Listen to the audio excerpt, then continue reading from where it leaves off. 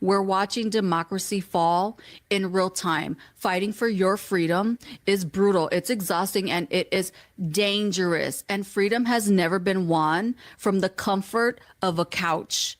I hope that besides getting on your platform and yelling that we're not coming outside, that you're doing other things to help, like boycotting, mutual aid, grassroots organizing, and you're using your platform to encourage others to do the same thing. But make sure you're doing something and stop acting like your apathy is activism. We are not our ancestors. I used to hate that saying because it's disrespectful, but now I get it because our ancestors were brave.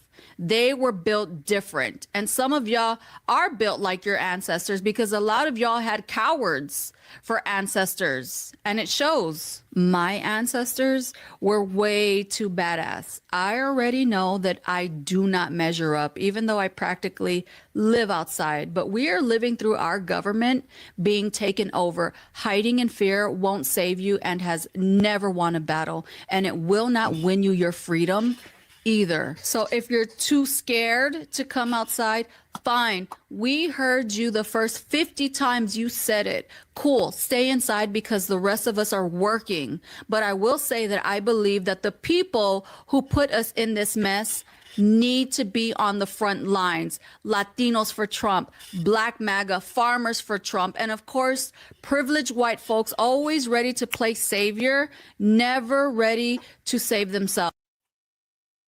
We're watching democracy fall in real time. Fighting for your freedom is brutal, it's exhausting, and it is dangerous. And freedom has never been won from the comfort of a couch. I hope that besides getting on your platform and yelling that we're not coming outside, that you're doing other things to help, like boycotting, mutual aid, grassroots organizing, and you're using your platform to encourage others to do the same thing.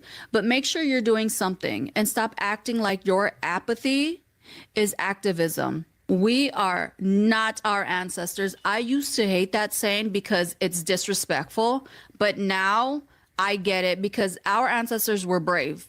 They were built different. And some of y'all are built like your ancestors because a lot of y'all had cowards for ancestors. And it shows. My ancestors were way too badass. I already know that I do not measure up, even though I practically live outside. But we are living through our government being taken over. Hiding in fear won't save you and has never won a battle. And it will not win you your freedom either. So if you're too scared to come outside, fine. We heard you the first 50 times you said it. Cool. Stay inside because the rest of us are working. But I will say that I believe that the people who put us in this mess need to be on the front lines. Latinos for Trump, Black MAGA, farmers for Trump, and of course, privileged white folks always ready to play savior, never ready to save themselves. Well, that young lady let us have it, huh? Her issue was because Black folks said that they were going to stay on the couch during all this immigration stuff. And she fixed her mouth to say that we were cowards for staying in the house. Salute to Solo Dolo. Hey, what's up, bro? Email is actually on the way. I believe your bag is finished and about to hit the mail. So I will hit you with a tracking number as soon as I get it. It'll be coming from FedEx. And yeah, I think YouTube is definitely bugging, bro. Something's going on. I think there's some changes going on. I don't know. You guys tell me, has there been an uptick in like outright racism lately? Like the hoods have come off. Like people are really, really getting beside themselves. I thought maybe I was imagining things, and I don't usually get on the old tickety talk, but I've been jumping on and checking it out lately just to kind of get a feel for everything. And it seems like a lot of monkey comments, a lot of watermelon, a lot of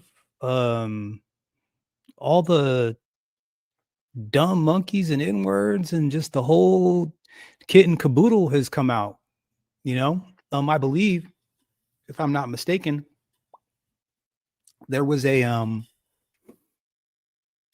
just a controversy, a bunch of uh Republicans group chat comes out and, you know, I mean, we know the kind of stuff they say about us is just not typically posted on public forums is all, you know?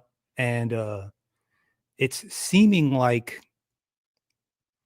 the mask has completely come all the way off. Like it really has come all the way off. I am a little bit shocked by it. I can't lie. A little bit. Not entirely, but a little bit. But anyway, salute to all you guys. What's up? Welcome to Simple Shit TV. I'm your host, Alvin Holden, also known as Project 8020. Um, Look, man, you know, that kind of falls into what I was talking about earlier. TARIQ Nasheed has jumped into the TikTok space, and and he's making waves. He's making waves. And it's been interesting because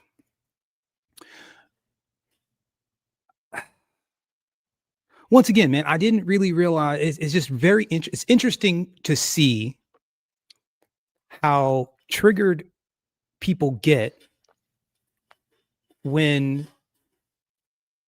foundational Black Americans separate themselves and try to have a little bit of pride and dignity.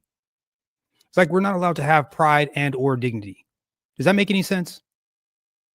Right? Like not allowed to have pride or dignity. So when we say, hey, you know what?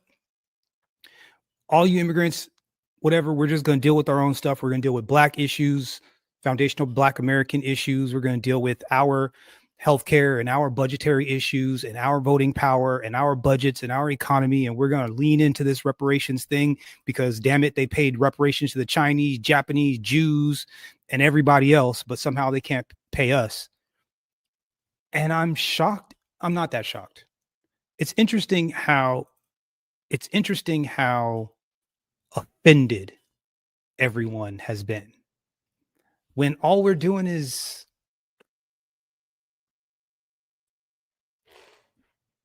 what? Saying, hey, you know what? You got to respect us. We were on this land long before you. Open up a history book.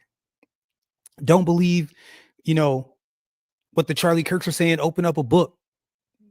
There's lots of us that have been here, lots of our families that have been here for hundreds of years. Now, I know your grandmammy and whoever came over in the early 1900s and so on and so forth, but I got family members that were in the Civil War, homeboy. Like, what are we even talking about? And like these disrespectful immigrants, especially these Africans, need to be told something. But anyway, before we get super duper deep into that, I wanted to there's a little something I wanted to okay. So this is partially what I was talking about. And Solo Dolo, you're right, self-preservation. I'm under the impression that most Black folks at the moment don't necessarily understand how much danger we are actually in. You know, I've said it before, I'll say it again. And again, if you on its surface, I might be sounding hyperbolic. However, if you were to really go down this TikTok thread, and we're going to cover a couple of things here in a second, a couple of conversations that TARIQ Nasheed had. But if you were to just look at what some of these people are posting on these platforms, it's like, yo, the mask is off. Shout out to Jacques. What's up, bro? How are you doing, sir? The mask is all the way off. Here, let's see let me just show y'all what this dude is, what these people are. Now, these people are, was it clear? It's looking good? Hopefully it's not too bad. Hopefully it's not too bad. Hopefully I'm all right. JD Vance. So let me see and make sure I get this up for you guys. Here, hold up.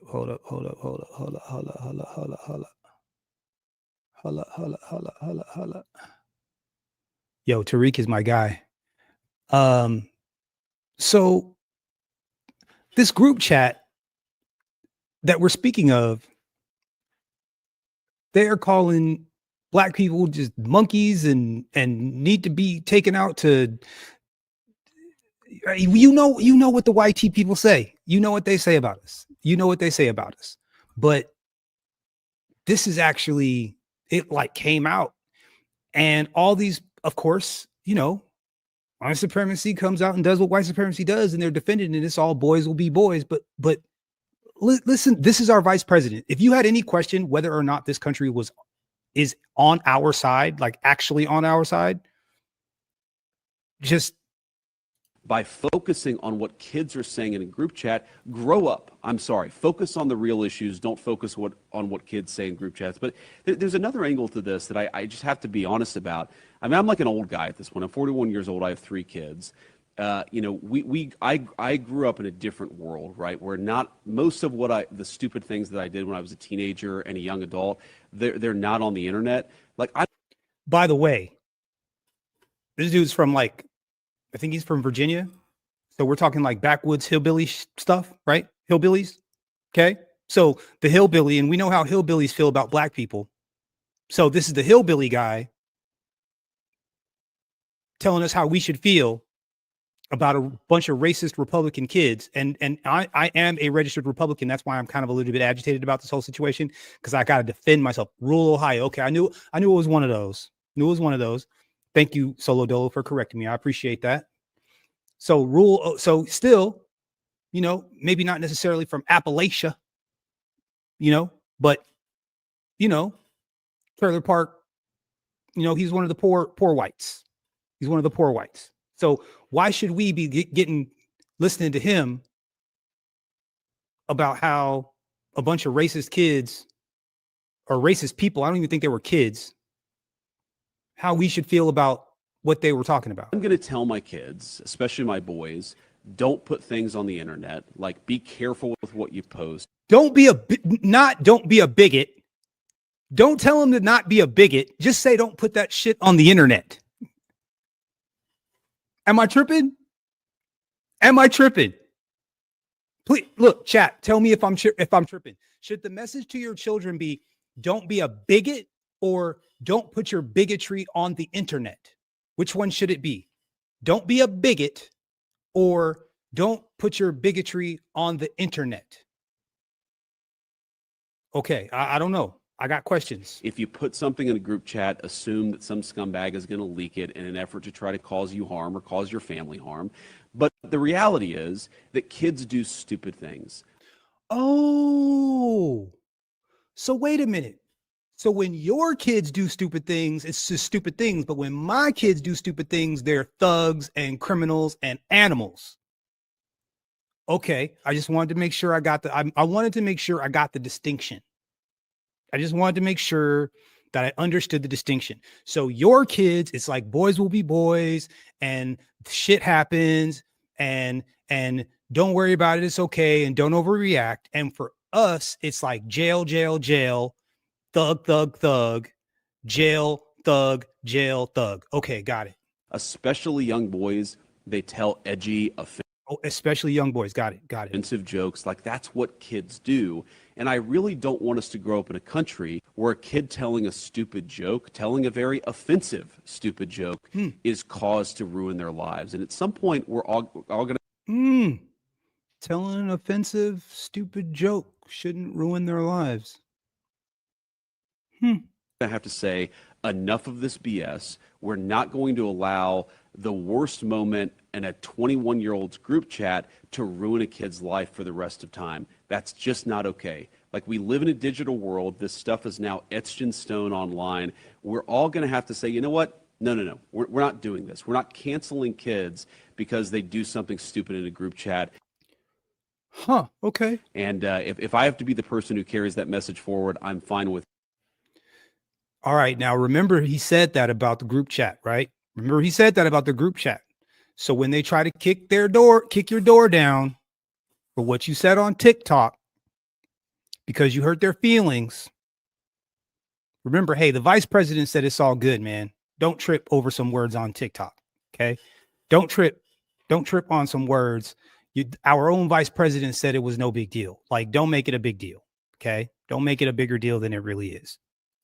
That's what our vice president said. That's what our vice president said. So, ladies and gents,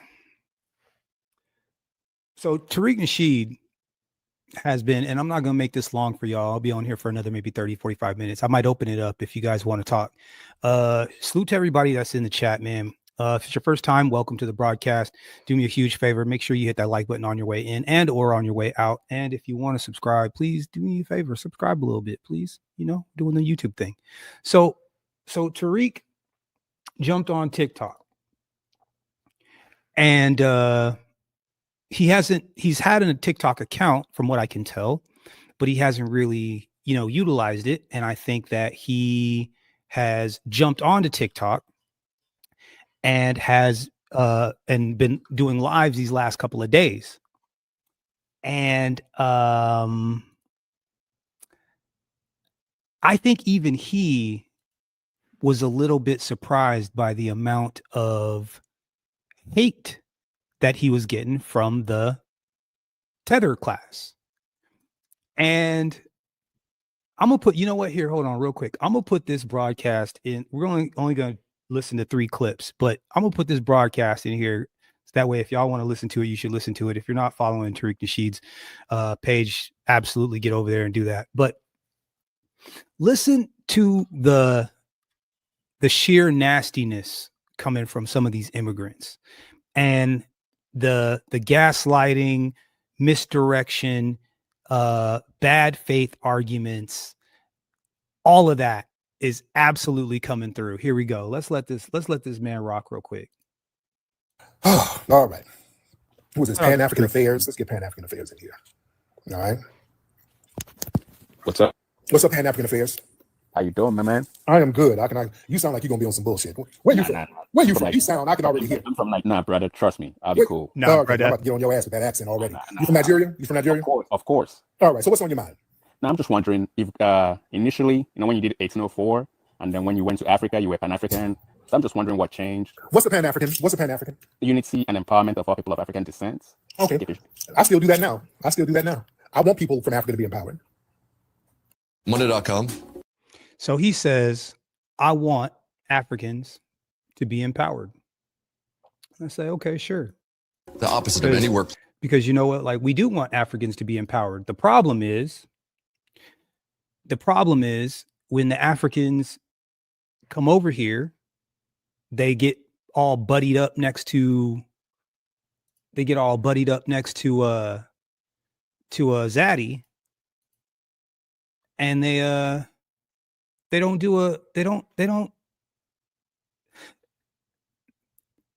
hold it down. They'll sell us out. They do it every time. Let's let it rock. So why are the egusi babbling talk? Why are the hate? Why are Because discrimination? listen what I'm saying. Talk to me. Okay, listen what I'm saying. Because let me just say this one thing: we all have the same oppressor. The same white supremacist is attacking us from all angles. Now, if that's the case, then why are y'all Africans still on that white man's ice is cooler? It's colder. Why? And you try to pretend like you don't. And why do you talk down on foundational Black Americans? Why? Let's go. But here we go, trying to down each other, trying to create this division that is fracturing the community, the Black community across the diaspora. And when we start doing that, when something happens, we're not going to support one another. That unity and empowerment it's not going to take place. Okay. There's a common lie with a lot of these folks. They're like, well, you used to be Pan-African. Nah, brother. You were been bigging up. I've been following you. Okay. You Me were. bigging up You Africa. were. That's okay, saying I'm a Pan-African. But I'm talking about Haiti. He did a whole documentary on Haiti. But does that make me Pan-African? Is basically people denouncing America, talking about we all No. That's what it is. Yeah. That is what it is. Pan-African is denouncing America and everybody talking about going to Africa. That's really what it is, and I ain't never been that. Let's stop that. I ain't never been that. I'm here. I'm American, not going anywhere. Been that. I've always bigged up I mean, that's me at least. Africa because I ain't got a problem with Africa. I ain't got a problem with them now. I don't have a problem with the Caribbeans. I did the movie 1804 talking about the Haitian Revolution. That was some gangster shit. I loved it. I got respect for it. They teach my movies in schools over there, even down in little Haiti in Miami, all over. I still got respect for them. I don't disrespect nobody. Y'all equate us loving ourselves with hating you. That's very. No, I want you to love yourself as much as you right, want but to. slow down. But remember, Malcolm X, MLK, Kwame Nkrumah, WD, all these people were trying to work together. And what happened was the YT folks unalived all those organizations. They used COINTELPRO. They unalived the Black Panther Party, the Black Nationalist Party, Black Panther. We already know. So okay, I know, but y'all stop it. Y'all not telling us something we don't know. We know this. You're not telling us anything we don't know. Thank you. We know this. The problem is when y'all come over here, y'all ain't really trying to stomp the yard with us. It's too many of y'all coming over here on that stay away from the Akata, stay away from the lazy Jairs. Too many of y'all coming over here on the bullshit. TARIQ, and y'all getting called out for no. Don't talk about the government because y'all start blaming the white man made me hit you. Y'all start lying talking about the white man when y'all immigrated here. The white man made y'all watch a movie about us and all that. Did you hear that lie? That's not what I said. What I said was there's only 2 million Africans in America. There's 48 million of y'all. Whenever we try to unite and build unity, how have you tried to build unity and unite with us? Hey, real quick, during the chat, real quick. Have you guys? I mean, look, like I said, I have nothing against Africans, but when I really go back and I look into my lived experiences, I haven't really had very solid experiences with the Africans. You know, they've always had some questionable behavior. And I didn't really pick up on it right away. But when I really went back and started thinking about some of the stranger things that have happened to me, stranger relationships, when people kind of fell short when I expected them to kind of be there or whatever, I'm just going to say they weren't from here. Just going to say that. But, you know, whatever. BLM March, Nigerian lawyers lawyered up almost all the people that were protesting. Because y'all finessed it to go for immigration policies. Yeah, those Nigerian lawyers came through and went from Black Lives Matter to Immigrants Matter, and y'all used our momentum to start getting stuff for the damn immigrants. Yeah. That ain't no unity. That was exploitation. And then they put some of those non-FBA women talking about they're the leaders of Black Lives Matter. Many of them were non-FBA. They ran out here talking about LGBT and immigration issues. So they were finessing our movement, sir. We're in New York, in LA, in Georgia. We're building in Texas. We're building Black businesses. We have African Americans in our businesses. We support. Do we really though? Do they really though? Like, are Africans really trying to cooperate with African Americans? Really? It just doesn't even seem like a legitimate statement. Just on its face sounds stupid. It's just words. Yeah, exactly. He's lying. Absolutely, he's lying. He is absolutely lying. He's just using words. But here's what I want to get to. Okay. So this is TARIQ being on TikTok. So he's going live on TikTok. He was actually live just a little bit ago. He might be live right now. And they're not used to getting his type of control and decorum over his own platform. And so they enter in with a lot of bad faith arguments. And TARIQ has had years and years and years of debate time. His debate fitness is up. You know, he's a funny guy, charismatic, and he's also very clever and he's slick. He's funny, so he can pepper the jokes in. You know, half the time he'll pepper in a joke and they won't even notice. So while these guys are stumbling over themselves, TARIQ is way too prepared for what they're putting out there. So, and you can see it, and they're getting frustrated. What's Black Americans all day, every day? We don't create all these stores that sell vapes, that destroy the Black community. We don't do that. You're not gonna find one African that owns a business like that sells smogs, that sells smogs to the BLK community. We don't all. Wait, all these Africans are scamming left and right. What are we talking about? These Africans are scamming left and right. What are we talking about? These Africans are getting the PPP loans and everything. Like, come on, man. What are we talking about? We build that supports Black Americans. But so you do that by default, though. Let's not talk about the scams. There's a lot of scams that go on with a lot of folks who come over here. If we're gonna be honest, not all of you. Everybody scams. Bro. No, we don't scam like that. Y'all have Indian scam, Chinese. No. Y'all have whole scamming networks. All right, let's not play that game. Y'all have. He told me not to be a no bullshit. I'm not a no bullshit. I'm trying to have a decent conversation with you, my brother. Yeah, everybody don't scam. We ain't got to go scamming networks like y'all be having, sir. All right. All that COVID money y'all scammed, all that tax dollars. Every time I turn around, they're arresting some Nigerian who done scammed all the COVID money. All right. So how do we have a unified force? Sir, here's the problem. How come you ain't unified in Nigeria? Y'all not even unified there. How you figure? What you mean how I figure? Y'all know y'all beating each other's brains out over there now. Brother, how you gonna say that? Have you been to And Lagos? You been to Are you Lagos? insane? Have you been to Lagos? Have y'all seen what's going on over there now? These people are slaughtering each other over there right now, based on tribal and religious beefs in Nigeria right now. Now you're lying. I'm lying? Now you're lying. Y'all not We're not slaughtering each other up. in Nigeria? You're not? If you're talking about T groups, then you're talking about something different. But you're Really? talking about tribes, then you're lying. But if you're talking about T groups, then I can agree with you. Dude. Imagine being able to build anything. Yeah. So there's that. Now, a young lady came on and she was discussing, you know, where these Africans came from. And to be honest, she was cooking with grease. And I thought, you know what? We need to go on ahead and hear what this young lady has to say. And this is along the same lines as what she was talking about. Let's hold on real quick. Take this out of here. Let's see if this goes. Let me see. Where am I? Oh, Lord Jesus. Here we go. Hey, TARIQ, thank you for joining us. I have a lot to say. I've been waiting there patiently, and we're going to go back to the Zulu tribe. Yes. Okay, Zulu people, you lied and say you can trace yourself when you see the last names written. How the hell you can do that when the Europeans taught you how to write in the Latin alphabets? Y'all didn't even have no alphabets of your own that y'all created. You said something, TARIQ? No, go ahead. You know, and then we're talking about the Berlin Conference, descendants of the Berlin Conference. They wanted to say we have our white slave master's name, but y'all didn't even get last names to the 19th century. Right. To the 20th century. Let me get that correct. When the Europeans who fed you taught you how to write alphabets, A, B, C, and D is Latin alphabets. Y'all history come orally. It don't come written. Y'all have not yet in the 21st century created an alphabet where y'all can know who your ancestors is. What was y'all writing down to see if Zulu? Zulu, you want to talk about the Zulu tribe? They lost the war. They didn't win. So you want to come up here and be disrespectful. But what was you before you was African? And what was your identity before the Berlin Conference? Who was involved in the Berlin Conference, by the way? Y'all don't even have an identity 140 years ago. Y'all want to fly these third world country flags? You can't even trade in these third world country flags. You come to the United States because of people who paved the way. You forget that the United States, when y'all asking all these stupid ass questions to TARIQ, you forget that we had the free men. The free men in the United States traveled to Africa to help y'all third world countries out. Here in Shepherd, y'all was over there getting in Congo by King Leopold, getting y'all arms and legs chopped off if it wasn't for a free black American who was never enslaved to report that y'all was missing y'all limbs. What the hell y'all done since y'all been over here after 1965? Nothing. Y'all don't care about being a buffer class.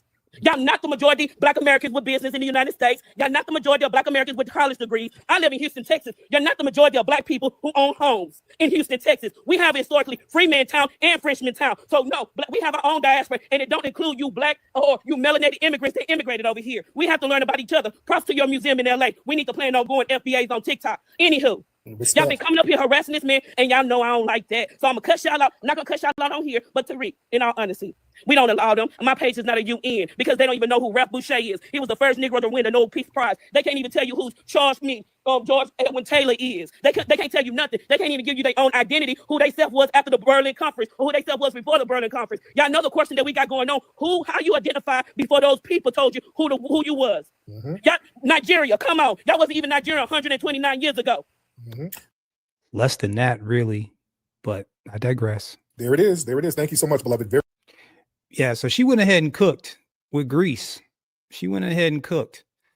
And that's the thing that I keep coming to. I'm like, why do we keep trying to have these conversations with these people, these disrespectful people that legitimately have no idea, one, what we went through over on this side, and two, to think that they can compare what they did on that side, and then three, to feel like they can fix their mouths to say anything to us about what we got going on over here when they emulate and steal from us. Crazy work. Crazy work. I don't understand it. I really don't understand it. Shout out to Solo Dolo real quick. Thank you so much, brother, for the $5 holla. I appreciate it. He said these tethers woke up a sleeping giant. Man, did they ever. You know what happened too is TARIQ got on there. Got on there, and his channel was already pretty big. He doesn't really mess with it that much, but I guess he made a nice solid chunk of money. People was over there, piecing him up, giving him some cash. And he was like, oh, I didn't even realize I could make money over here. I'm tripping. I didn't let me fire this stream up every day real quick and see what happens. So people are bent because they're on here struggle streaming, trying to make a couple of dollars. TARIQ jumps on for the first time, doesn't even know how to work it, doesn't even know how the buttons work, and he's making a couple $1,000s. I mean, shout out to Solo Dolo. No, man, they're just not used to people, us standing up for ourselves. They're just not used to it. And in my honest opinion, they need to get used to it. The days of disrespecting FBAs is over, y'all. I love the conversation, man. This is good stuff. Let's get Black history in here. Now, the reason why I wanted to play this clip is because there's a lot of misdirection, gaslighting, and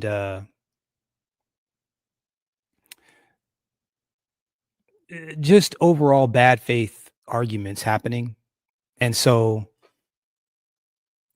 I think it's good for us to hear these arguments so that we understand how we should combat them. So let's let this rock. History. This one of these UK people. This looks like one of them UK names. What's that? Hello. I used to. Well, I followed you on Instagram before. Okay. And I thought you was cool. I thought you was a bit funny and stuff. Mm-hmm. And then I discovered on TikTok that you was the guy that coined the term. Okay. By far, that was a backhanded compliment, by the way. I don't know if you missed it. He was like, "Oh, you was kind of funny." I was okay. Just like for the FBAs, so-called FBAs. Yes. And whatnot.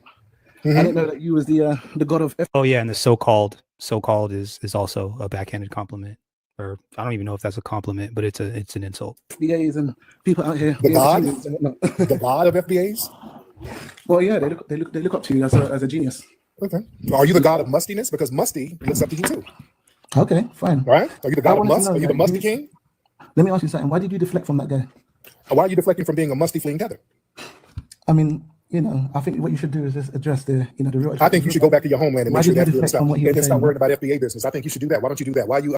That man, Solo Dolo, like I said, man, in my head, he said they're passive aggressive. That's exactly what happened. So you want to throw these couple little shots, and I'm supposed to enter this conversation in good faith after these couple of shots, and then when I give it back to you, just not passively, but aggressively giving it back to you. Now you want to claim victim. Like, come on, man. Shout out to Cody Marshall. What's up? He said everyone's going after Stephen A. Smith now. Well, because Stephen A. Smith thought he was trying to make his way back into the barbecue, and they ain't letting him back in the barbecue. He's again. I get it now, man. I'm sure there's a lot of black folks that think that if they just do the song and dance properly, that they'll be okay and they'll be able to be on that side.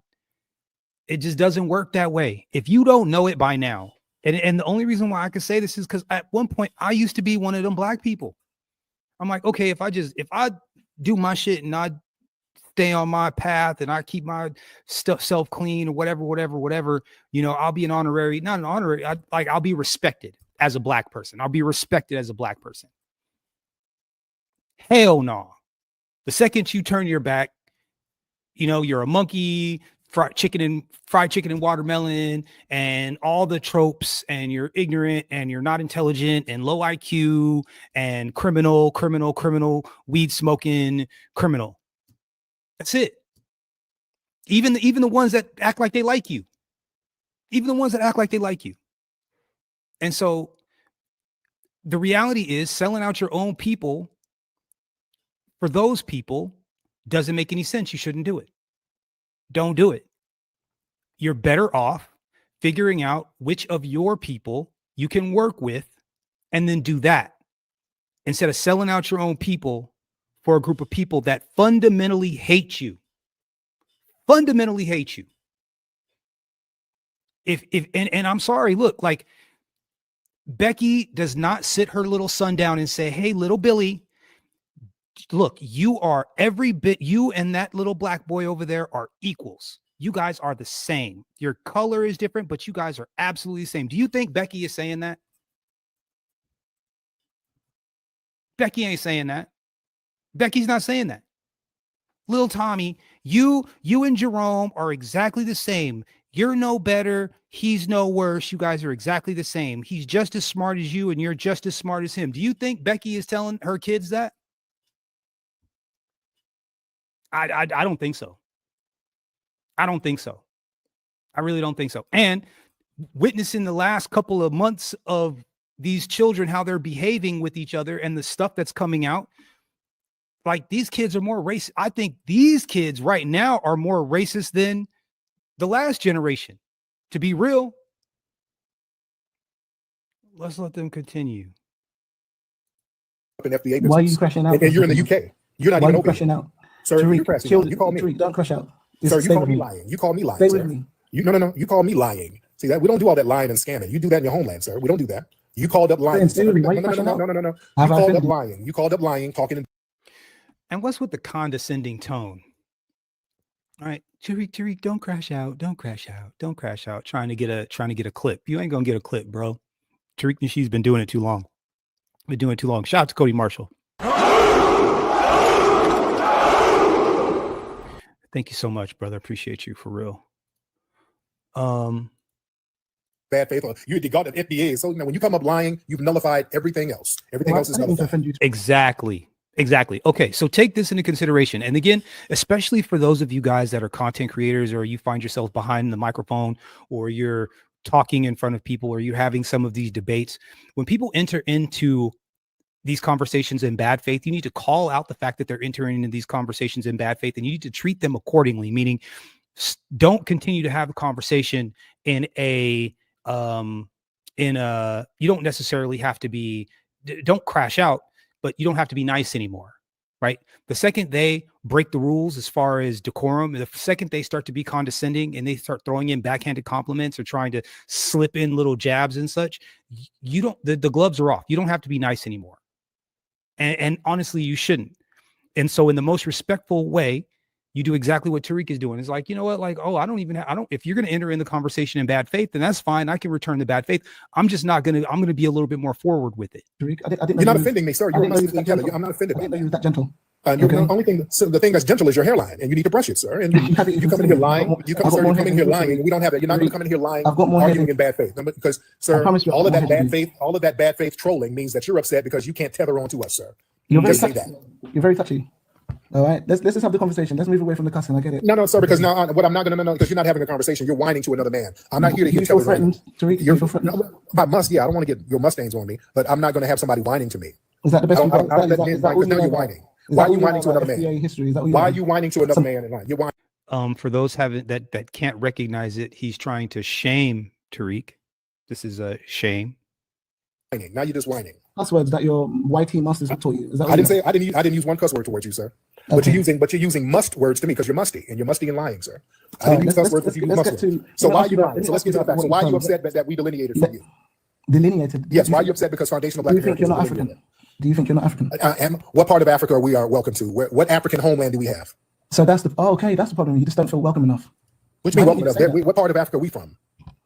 Yeah, I mean, what do you mean? You're from Western Central Africa. Where? Again, that would be regions like Okay. Specifically, I think he's trying to say specifically. So you're just giving us a Nigeria? generic designation? Say that again. So you're trying to give us a generic designation? I don't need to give you, but your haplogroup gives you that. Your Okay, E1B1A. haplogroup don't mean anything. Your Haplogroup haplogroup don't is get that. No, haplogroup. No, that Ties you don't to mean Western anything. Central Africa. Tariq. Everybody's from that. Yeah, and your haplogroup is also yeah. L2A and L1. Sir, most people on the planet comes from Africa somewhere. Everybody comes from Africa somewhere. At one point, that's redundant, sir. But we're not talking about out of Africa. That happened. Yes, that's what I'm talking about. But that's over 70,000 years ago. Yeah. Tariq. You've been, Tariq, the we've been FBA here for has been centuries. in America. Tariq, Centuries. FBA None has of been in those, America. sir, where they got some of us from, those nations don't even exist anymore. So what are you talking about? Those nation states don't What I'm trying exist to anymore. say is the FBA has been in America for less than 1,000 years. You've been here for 524 years. Right. Yeah, some of us, yes. Some of us, yes. Look, to everybody in the chat, to everybody that might hear this, it's coming out and they're trying to hide it, but it's coming out that there were Black Indians here, Black indigenous people here. There were a lot of them, way more than they're trying to admit. They brought a whole bunch of us over too, and we were forced together, creating a different group of people. Now he calls it ethnogenesis, fine, but created another group of people, another group of Blacks, another group of dark-skinned Blacks here in the United States.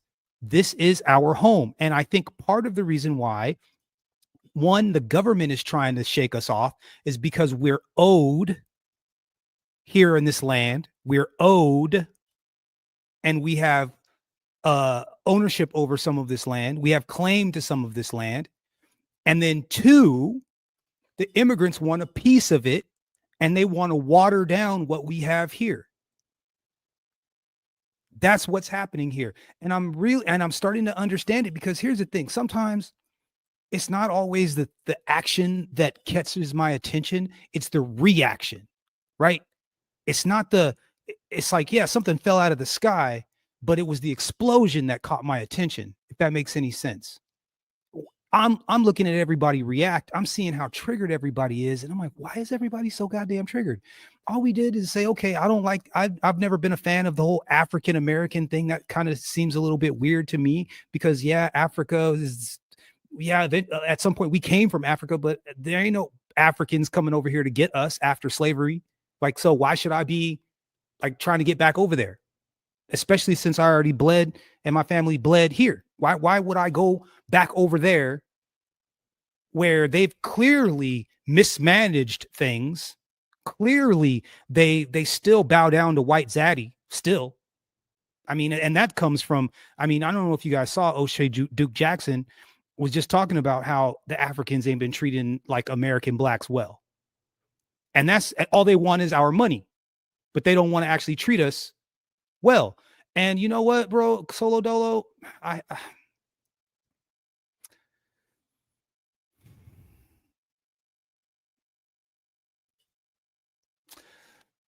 shout out to Hootsie, man, my brother. He said, listen for the passive aggressive, condescending, and contemptuous bad faith ethnic tropes. Telltale signs of colonizer mindset and attempt to assume dominance. Don't fall for debate. I like that. Playing with the words, word play. We're going to go ahead and give you a double salute for that one, just for being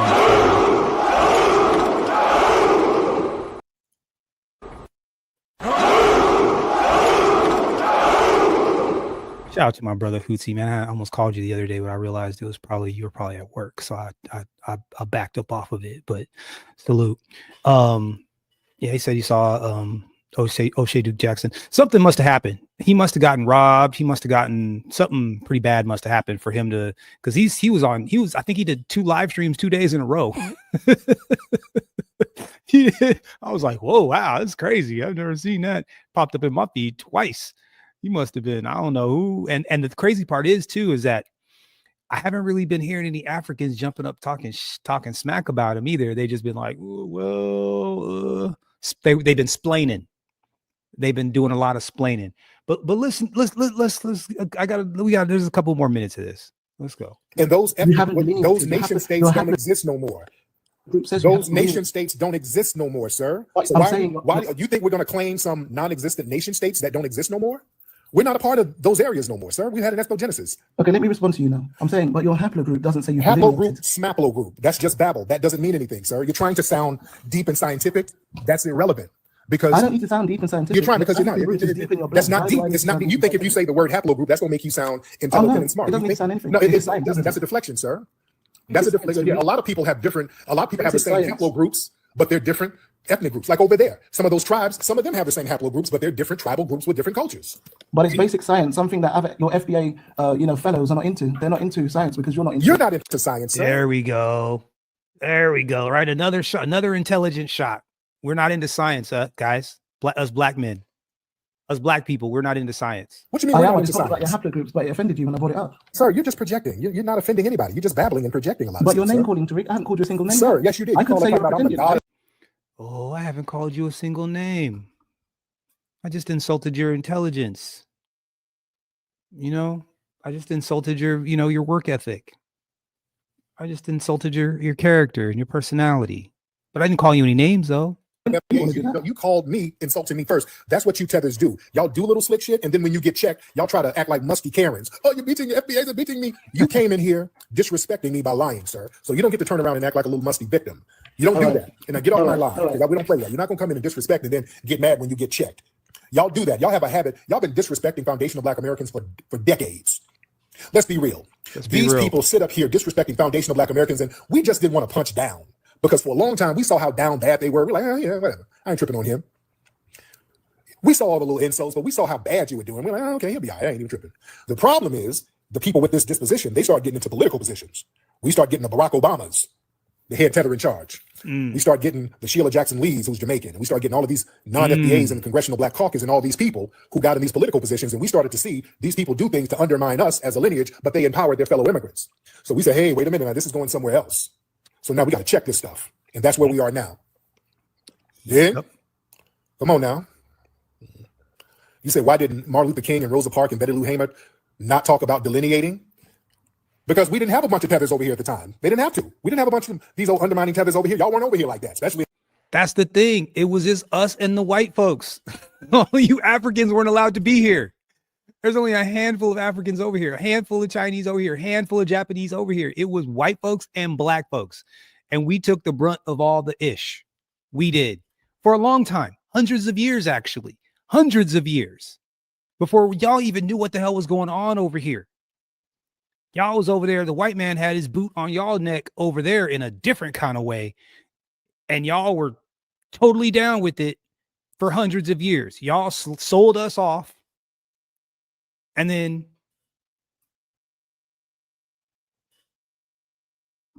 because look, man, the condition of Africa, like, here's my thing. I mean, do I have any Africans in the chat? Do I have any Africans in the chat? I'm gonna take a personal point of preference here. So I watch F1, Formula One racing, right?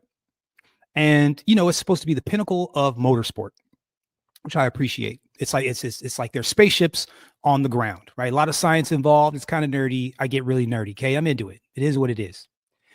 But I do get a little bit annoyed when I see all of these tracks that they go to and all of these, what you call it, like all these stadiums and everything is full and there are zero Black people. And they don't even go to Africa. They go to the Middle East, but they don't even go to Africa. And when they do go to the Middle East, the stands are still filled with white people. And that's fine. That's fine. But it is kind of annoying that the pinnacle of sport, of motorsport, has zero Black people in it. In fact, all of driving has zero Black people in it, except for maybe drag racing in HRA. Shout out to Antron Brown, who I think won his 4th or 5th championship. We're going to cover him in a couple of days. Antron Brown, shout out to him. He drives one of the top fuels, the long skinny ones with the big old tires. It's 10,000 horsepower. He drives for Toyota. He's got 4, maybe, I think he just won he's getting ready to win his 5th championship. Antron Brown. Outside of him, you got Bubba Wallace, not really Black, but whatever.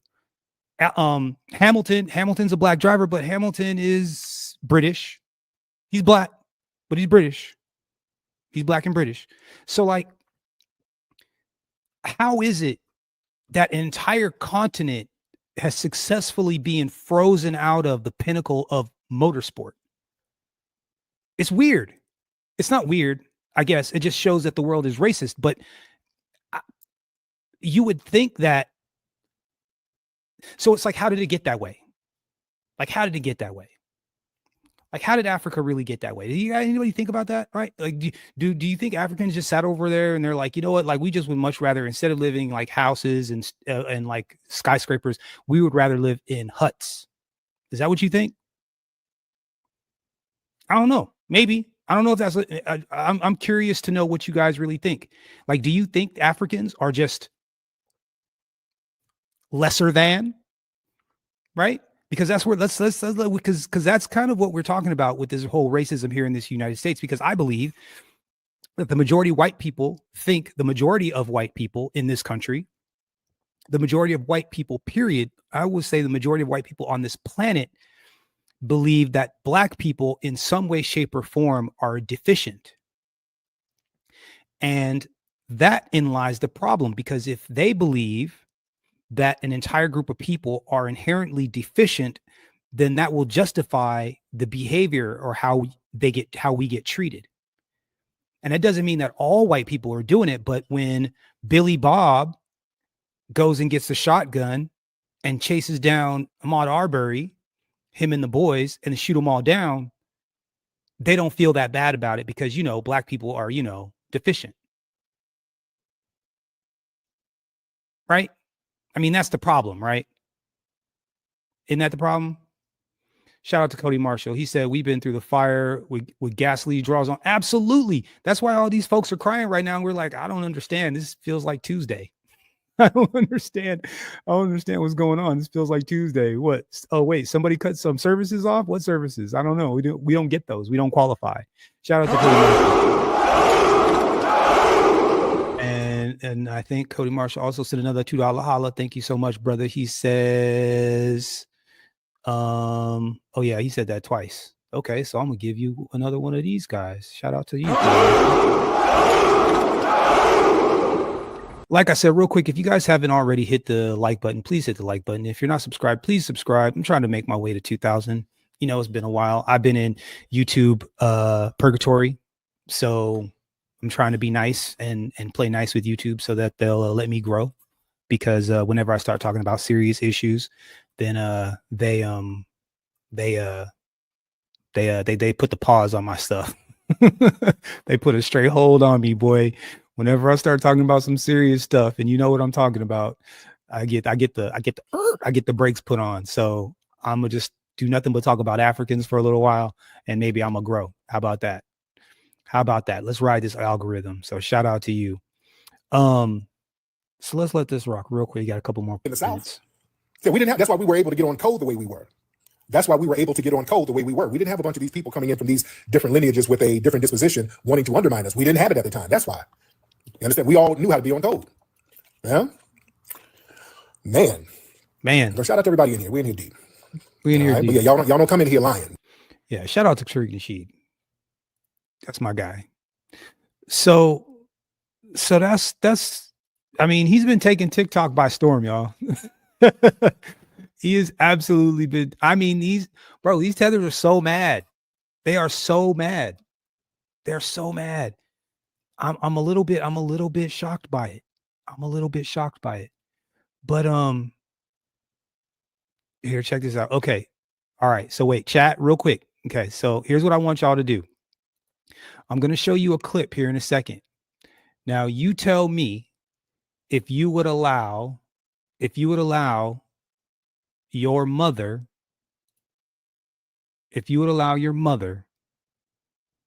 hold on. If you would allow your mother to get a donut like this, hold on.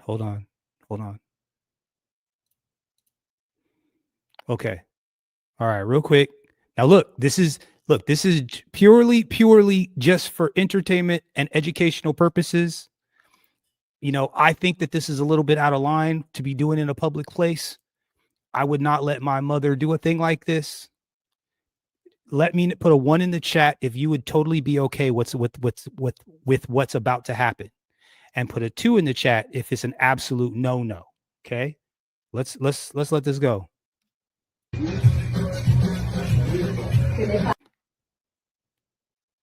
I think it's some sort of a ice cream or cake situation here, maybe.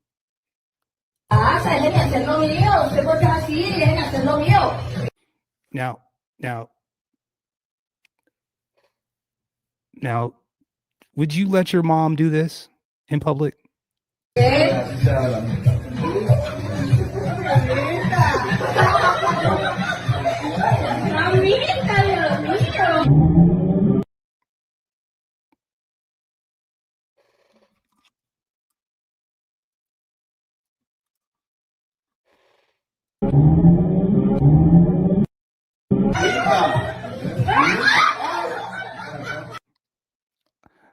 And then hold on. It gets better. Hold on.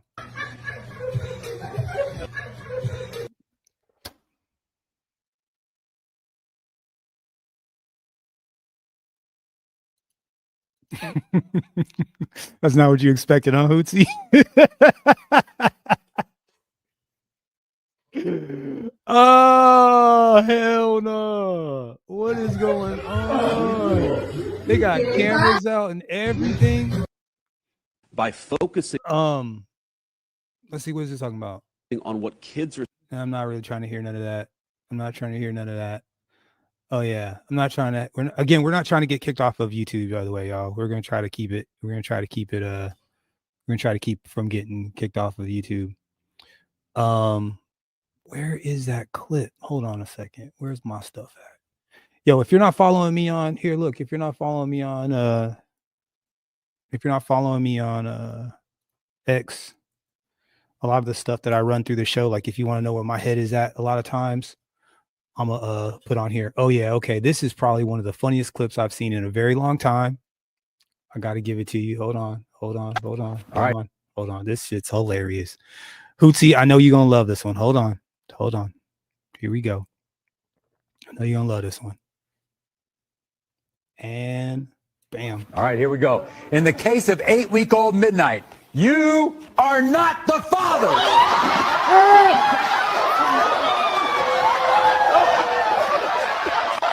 In the case of this 8-week-old brown puppy, you are not the father!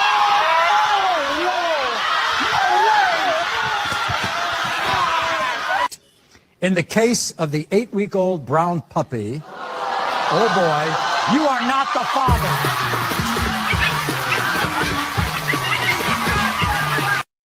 All right, here we go. In the case of 8-week-old, I thought that was pretty funny. You know, I was looking at a lot of heavy stuff earlier today, and you know what, a little bit of doggy humor definitely, you know, it kind of helps out. A little doggy humor is good. Right? Little doggy humor is good. Okay, here we go. Now look, I don't condone violence. Hey, leave him alone, man. I don't condone violence, but sometimes people have it coming. You know what I'm saying? Sometimes people have it coming. Let me get myself over here. Let's let this rock.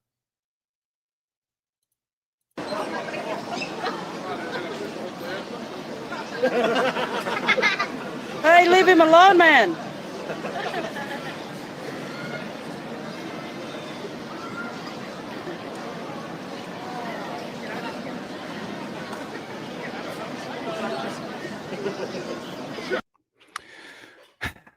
Now, did you guys catch that?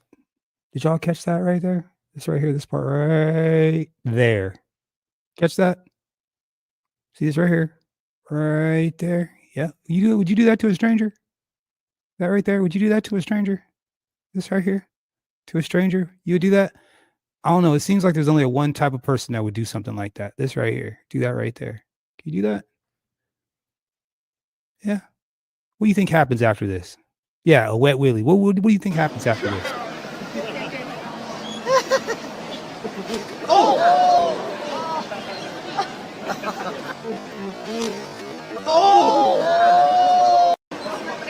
I don't condone violence, but my man had that coming. My man had that coming. And there's something about, I don't know, it's a particular group of folks that just feel like, I don't know. Let's hear what this lady has to say. Why are you questioning me?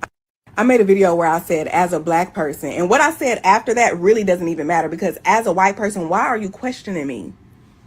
Why you can't mind your business? Never have I ever heard a white person say, as a white person, and then I dared question them about what the fuck they experienced as a white. That is none of my fucking business, nor is it my concern, nor is it my plight. I'm not white. Y'all, it's just something in there. It's because y'all don't have no natural predators. Nobody's after you motherfuckers. And so you just got to do something to feel alive. Let me go fuck with some people. Let me go get in somebody else's business because I ain't got none of my own. Mind your motherfucking business. Go do something to do it. You know, that is a very good point. I can't lie. When the first time I heard this, I was like, you know what? I never really thought of it that way. They don't have any natural predators. I thought, like, listen. Y'all don't have no natural predators. Nobody's after you motherfuckers. And so you just got to do something to feel alive. Let me go fuck with some people. Let me go get in somebody else's business because I ain't. Matt Sanchez. got none of my own. Mind your motherfucking business. Go find you something to do and shut the hell up. If I said it's dangerous as a black, then bitch, that's what it is. I'm black and I feel endangered. Shut your ass up. Well, what does being black have to do with it? Bitch, every motherfucking thing. It got everything to do with it. Every motherfucking thing got something to do with Family being black friendly, around family this friendly. bitch. Sorry, Huh? family friendly. The fuck are you Language, talking? Shut up. language, Hush. language, language. Let a hush fall over you. When the last time you shut your ass up? When the last time you was quiet? Just put the motherfucking phone down and shut up. Family friendly. I made a video where I Shout out to Uncle D. Shout out to Dennis Sperlin. But here's the thing, guys.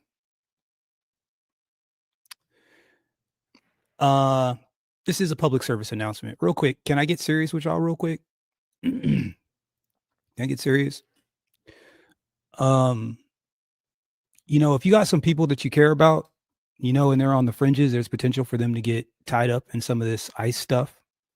They can be mistakenly, you know, mistaken for somebody else, you know, and they're not, you know, they don't have their paper right. And you know what I'm saying? They like to play on the edges of legality.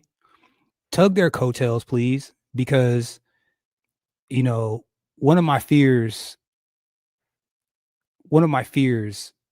about this whole situation is that by allowing these people to be heavy-handed with, you know, with the immigrants, which they've already been heavy-handed with us,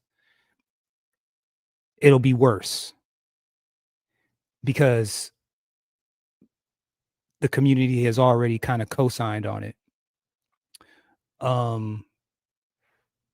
That concerns me a little bit. Yo, check this out. This is crazy, bro. This is so crazy. Look, so what this says is, it says after 2 years in hiding, the family finally found her. So this lady won the lottery and skedaddled, left her fam. Caught you. You done won the lottery. Man, look, I know y'all been looking for me and y'all found me, but look, I ain't got no money and I ain't win no damn lottery, so y'all gonna have to just do the best thing y'all gonna have to do. So why you hiding over here?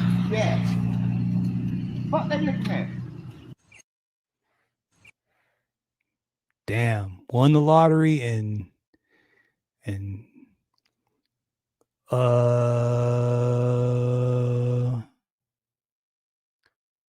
Mr. Murray, what the front door are you talking about? Are you stupid? You've heard the all the skin folk ain't kill kin folk. You've heard that before, haven't you? You've heard that before, haven't you? Can somebody inform this guy, Mr. Murray? Are you African, Mr. Murray? What are you, Mr. Murray? I want to have here. Let me.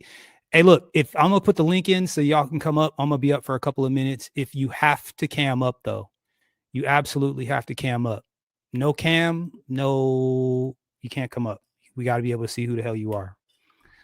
So go on ahead and hit that. Well, white people don't all skin folk ain't kinfolk. Yeah, I'm pretty sure that, because here's what happens. White folks can somehow, some way, and being that it's, you know, white supremacy that we're dealing with, see, you guys have a little bit more latitude, but you still don't claim your trailer parks and your you know, backwoods Appalachia hillbillies. You don't really claim those guys. The rednecks, you don't really claim those guys. You know, you just kind of, they're there and they're white and they get to benefit from white supremacy, but you know, you guys don't really claim them. You don't talk about them. When they commit crimes, somehow that doesn't make it on the news.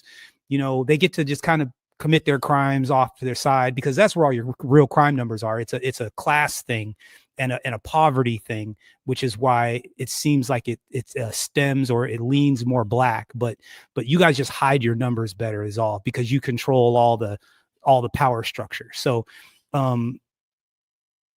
what we're realizing is that Africans come over here and the Africans want to side with the whites, thinking that they're going to get preferential treatment and doggy biscuits, and then they do things against the foundational Black Americans, which is us. And, you know, then they find out that, oh, once they get done using you, then they discard you too. And by then it's too late. So it's not I don't it's not necessarily the gang mentality, but I appreciate, I see what you're trying to do though, you know, but once again, we're trying to put the whole gang trope on us, you know, and I see where you're coming from, but it's not going to work over here is what I'm saying. This is not going to work, but you know, whatever. And that's about it. White people are there. I think you're you're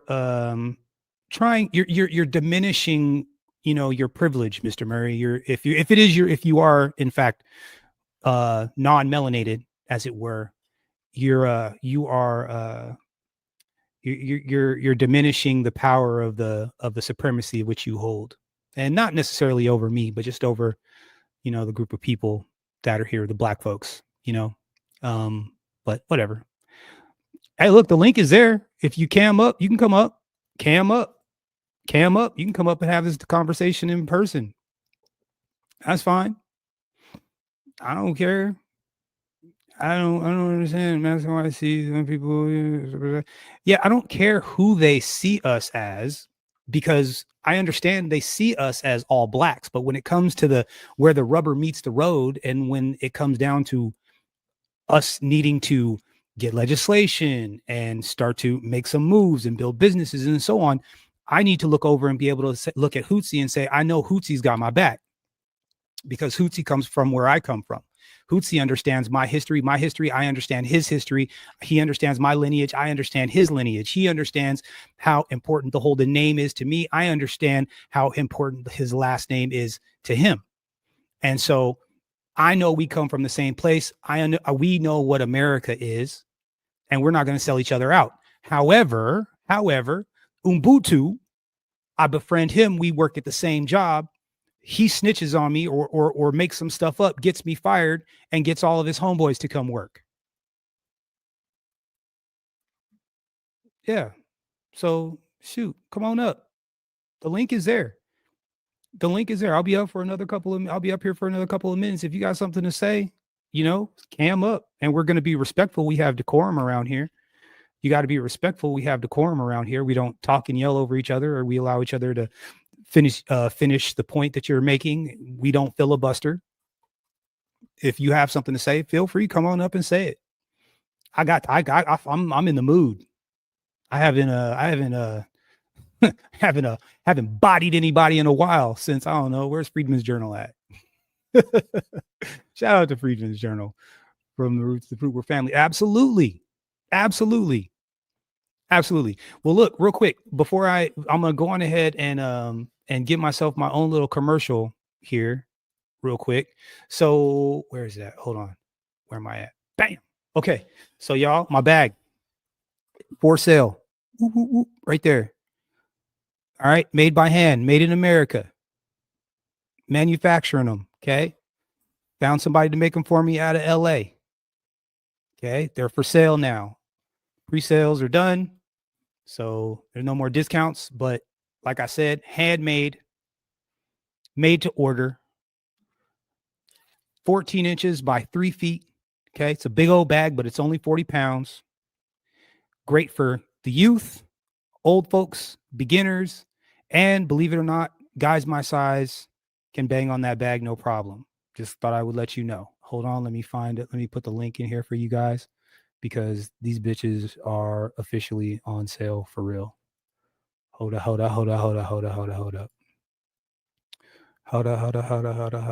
Here we go. Bam.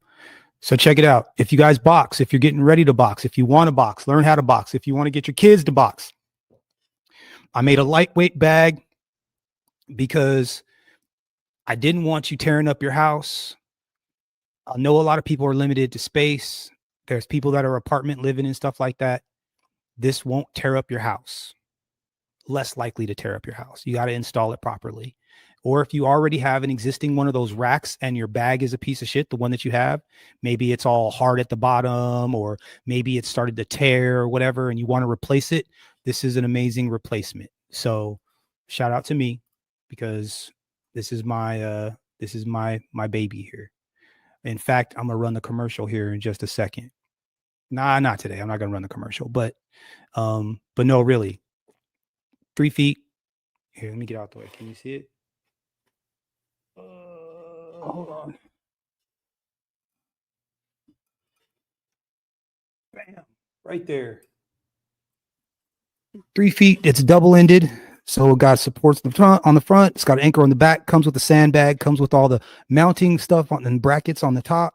So from top to bottom, one hit a quitter. This is all you need if you've never had a bag. Solo Dolo was my very, very, very, very first customer, and his bag, I believe, came off the press this afternoon. So he'll be getting his soon, and he'll be able to let you know exactly how it works. So no, really, I'm not joking. I just started manufacturing bags. Please pick one up. Hit the link. Take a look at it. Hit the link. Not joking. Support Black business. Support Black business. In fact, you know what I'm gonna do right here? I'm gonna do this real quick. Share screen. I'm gonna let y'all see it. This is the benefit to having my own channel. Here we go. This is it right here. Right, chill. This is it right, chill. Go ahead and get you one of these guys right here. Bam. Handmade to order, double-ended, double stitched, 40 pounds, 3 feet, sandbag included, hardware included, made in the US of A. Please allow 2 to 3 weeks for delivery, as each bag is made by hand to order. All right. So yeah, that's me. Just started doing that. So thanks all of you guys. Shout out to Solo Dolo. That's my brother right there. And that's about it. Oh, nobody hit my man didn't hit the link. Why didn't he hit the link? You scared? You scared? Are you scared, brother? Are you scared? Come on up. Are you scared? No? Okay. All right, that's fine. You don't have to come up. That's fine. Anyway, look, man, that's all I have for you guys today. Shout out to TARIQ NASHEED, bro.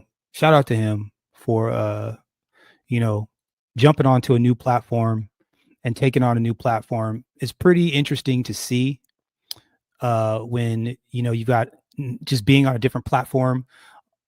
Now he's, it's like a different group of people, so you're used to seeing a whole bunch of different group of people. And what's also interesting is that a lot of the arguments are exactly the same. Exactly the same. Oh, real quick, Matt Walsh. I'm outraged over. I'm curious to know what you guys think about this. Let me okay, shout out. Oh, what's up, Braxton? Shout out to you, bro. And I know it's you, right? It's you, right, Braxton? Say something. Yeah, it's me. All right. Cool. Yeah. I'm about to turn on my camera. Yeah, I was trying to adjust my phone because I was putting it on the phone mount. Got you. Let's see. Oh yeah, man. R.I.P. D'Angelo, bro. Man, that's killing me. Killing me. Can't believe he's out of here. So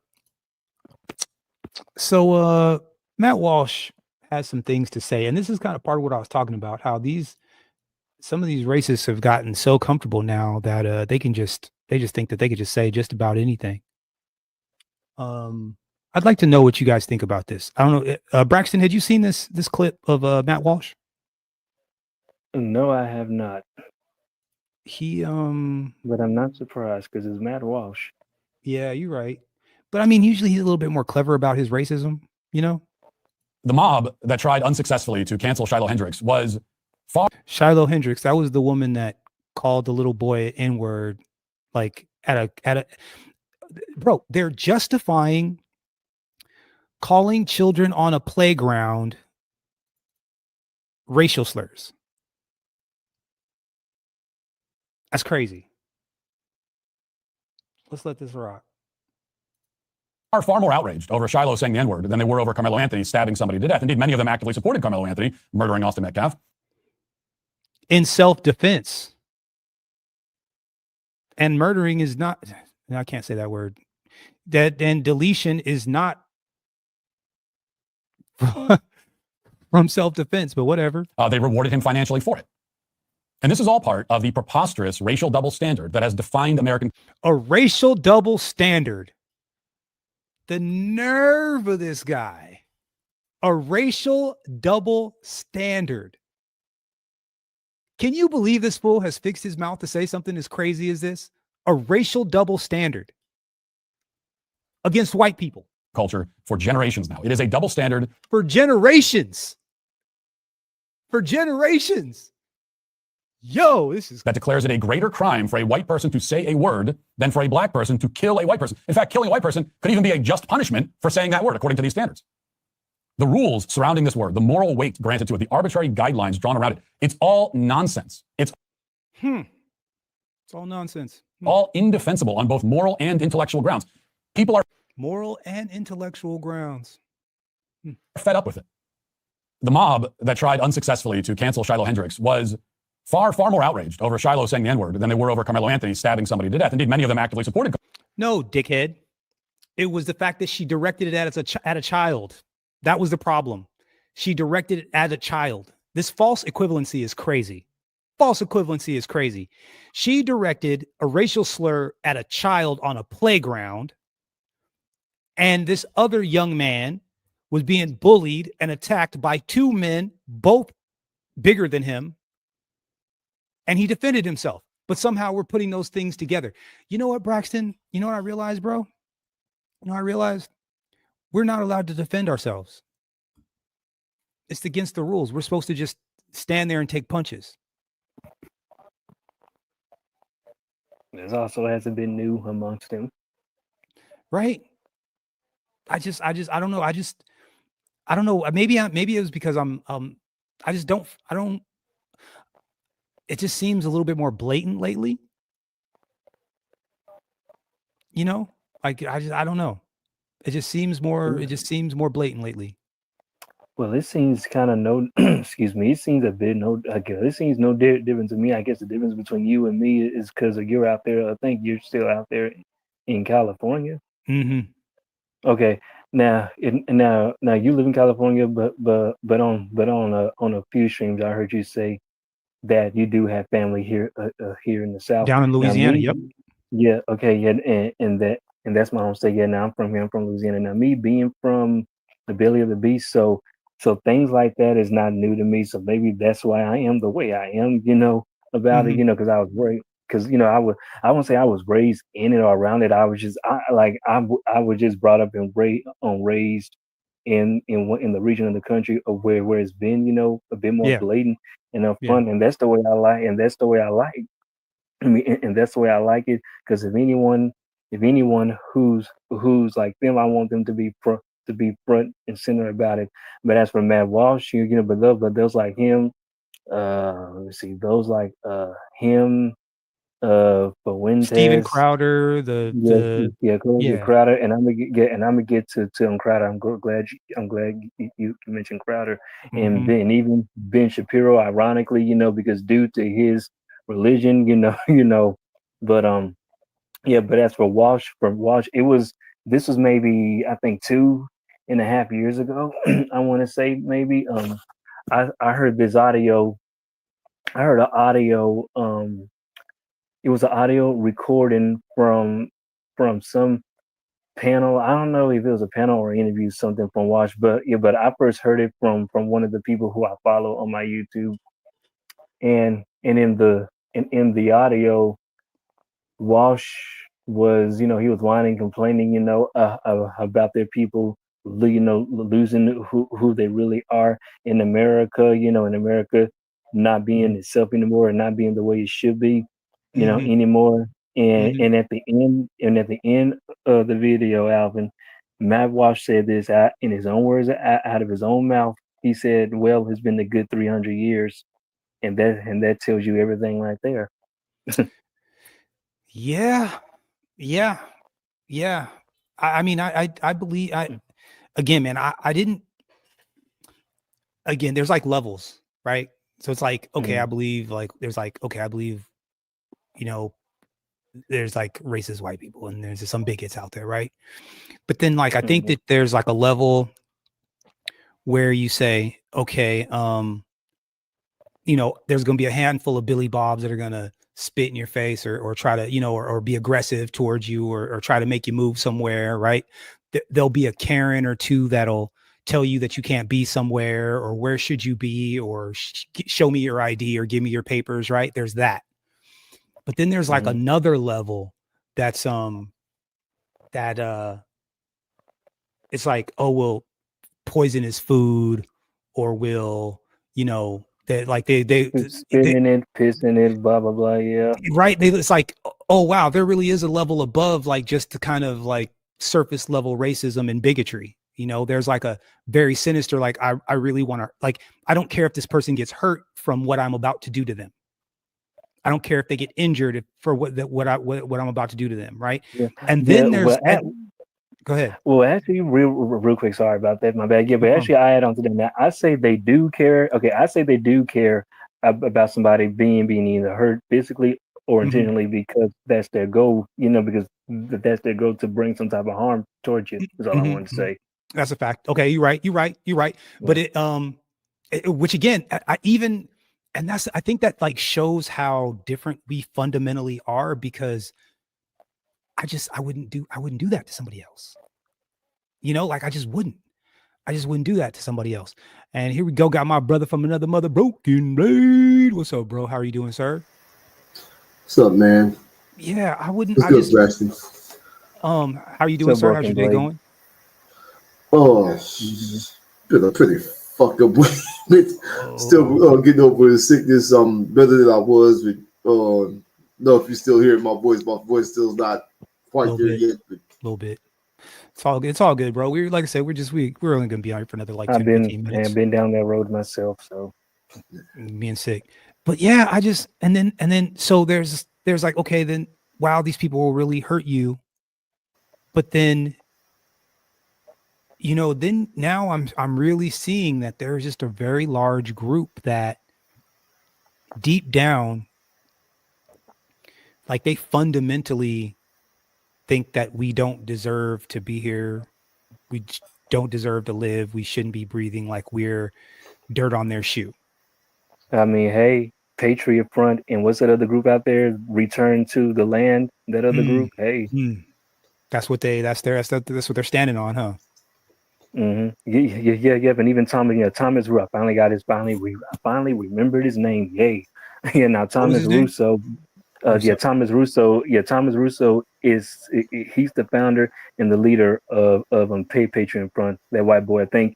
Yeah, he's 26, I think. And listen, he's 26. I'm finally about to tell y'all my age now. Thomas Russo is 26. I'll be 32 next month, and I look hella younger than him. But when he was on whatchamadood's on YouTube, I have to look up his name again. I think the guy's YouTube he was on, he's a former UFC fighter. And the guy, he said Jake now Shields? He's also Jake Shields? Him. And now in Jake, he said that he's also a white, he said that he's a white nationalist, he wants more for white people, better for white people. But the difference between him and Tommy is not out of like nothing hateful, or trying to discriminate or try to hinder another group's, progress in the country is all. Now, Jake is like that, hey, fine, like I said, I want better. Listen, we all want better for especially Black Americans, but also we do not mind and want better for other groups too. As for centuries and centuries, Black Americans have always wanted, not just for themselves, but for other groups too, not just Black people. Because we want our FBAs, they want their success, but not at the expense or the agony of somebody else. Absolutely. And when Thomas was talking, and now he said when he was in debates and discussions of about Americans, and what really being American is, and who real American people are, and when they try to say that the people who are already here, the Native Indians, are the true Americans, but still he dismisses that and don't believe it. So he's saying the ones who were native here, being Native Indians or Native Black people, they're not real Americans. He said real Americans are the Europeans who came here, founded the land and established, laws, regulations, and blah, blah, blah, blah, are the true Americans. I was like, wow. So okay, so people from a land are not the real people of the land and don't belong in the land. No. Oh no, they just making up rules. That's I'm white and I say so. Yep, pretty much. That's essentially I'm white and I say so. And which is wild, especially seeing as how, again, bro, we fought in every war. We've overcompensated in the military. Like we're, you know, like we've the first person to die in the war, die in the first war in the country was black. But see, they try to ignore all that stuff. But see, I understand it now. It's because we have a legitimate, we have a legitimate claim to that stuff. We have a legitimate claim to this land, and that's what they're trying to get away from. They want to get away from the fact that these people, this group of people, have a legitimate claim to the land. And that is the issue. And now I'm starting to understand, okay, now I understand all of the erasure, right? All of the towns and the cities and the history. I understand the erasure now. They want to put LAX on top of the town. They want to put a highway through the town. They want to put, you know what I'm saying? They want to put a lake or a reservoir on the town. Right. And be like what you do in Georgia, the Devil's Punch Bowl, I think in Georgia. There's a couple of them. There's a lake in Minnesota. I think there's a lake in Illinois. I think there's couple lakes in Florida. There's I think that there's a reservoir here in California that I'm finding out that's got a black town in the bottom of it. You know, so there's a local lake here I might need to look into, as a matter of fact. And another thing, guys, I just found out a couple of days ago about a black massacre happening in Atlanta in 1906. I haven't clicked on it yet, though. Yeah, but I'm gonna check it out. Check out. But type in black massacre, Atlanta, Georgia, 1906. I'm gonna look that up. I just now found it out. It's so crazy how we're the terrible ones, but when you're like, hey, what white towns have black folks, grouped up and gone and burned down, do you know of? When did that happen? Solodolo said there's Lake Lanier. Over Oscarville. Yep. I think that might have been what I was thinking. That's in Georgia. Lake Lanier is in Georgia. Oscarville. Yep. People been passing on that lake. The ancestors as such. But anyways, man, that was all I really wanted to get at. Have you spent much time on TikTok? Which one of us? Either one. Oh well, now as for me, I'm not on TikTok, so no. Broken Blade, I don't think you're really on there much either. Are you? Nah, not really. I want to show y'all, man. This is the kind of stuff that there was a clip where this dude was preaching out on the side of the road, and he was getting messed with by some white dude. But I found this one to be a little bit more interesting. And this is the last clip I'm gonna play, and then I'm gonna let y'all go. Check this out. Blind man calls a black man a ninja for talking to the hotel manager and waking him up. Check this madness out, bro. This is crazy. This is one of the craziest things I've ever seen. But why are you calling me a piece of trash? You gonna just disrespect me like that, sir? Yes, sir. Why are you disrespecting me? Because you fucking disrespect me, bro. How? You woke me up, bro. How I wake you up? For talking to the manager? Yeah. You should watch your mouth, though. You shouldn't call me. You shouldn't call me. I ain't watching shit. I don't see shit, bro. I know you can't. God is so good. Because if you could see, I will fuck you up. That's why you keep telling me to come towards you. Because you want to play victim.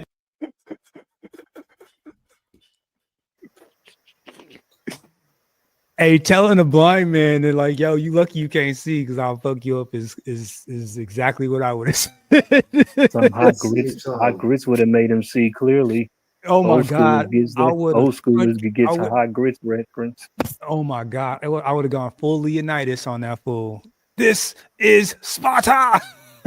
Would have booted him across the, he would have never known. No, I want to make a complaint against him. He need to be removed. I feel threatened. And you heard everything he said. No, so your camera got it all.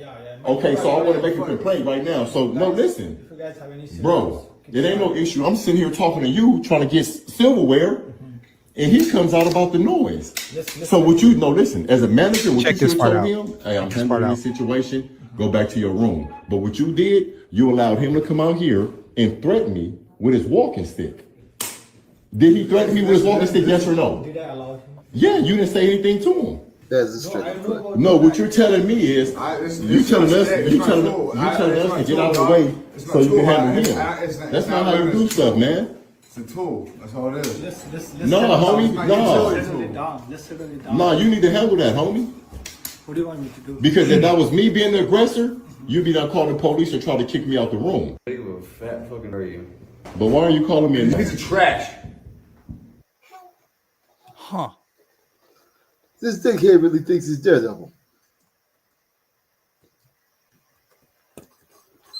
If he is allegedly, and I say allegedly blind, now, if he is really blind, now he's not blind because, because of his condition. He's blind because of his, deep-rooted hatred. That's what's really blinding him. Right. If he really is blind. Yep. That's God doing that to him. God don't like ugly, as they say. Yeah, He no. would. I would have. This is Sparta. Boom! I would have booted him across. I would have booted him right in the chest. There'd be a nice footprint dead in the center of his chest, and I would have sent him all the way across the room. And been like, I don't. Especially when he did the whole. This guy, once he started hitting that thing in his hand, oh yeah, that's a threat. To me, that's a threat. You might as well. That's like what? That's equivalent to what, having a belt or cracking a whip. You know what I'm saying? Oh, I'm having trauma. Something from the Warriors or something. PTSD, dog. PTSD. I don't know. I blacked out. And I blacked out. Cody said that he read absolutely because he let the other guy do. Because, bro, listen to me when I tell you this. I legitimately didn't realize it. But I'm starting to, I'm realizing it now that white folks really think we deserve the bad treatment. Like they think that we deserve it though. Not just like, oh, well, but like that we deserve it. Like the jails are only for us. The police are only for us. The cuffs are only for us. Like they're for us. They're not for everybody else. They're just for us. And they really feel that way. Like legitimately feel that way. And they really feel like they should be able to pick up the phone at any time and call them and really get you got, regardless of whether they're in the right or wrong.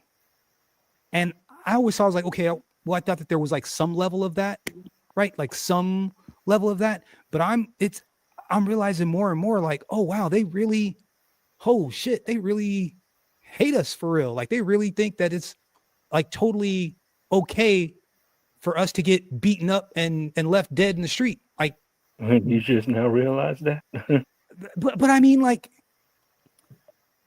to this extent, man, you know what I mean? Like, I mean, I thought I was maybe I was trying to give a lot of these people the benefit of the doubt, and assume that most were good. But the more I'm really starting to see the numbers are just really like, oh, wow. Because you know what? We've never had so many situations in the media back to back where we had very clear examples of either thing, right?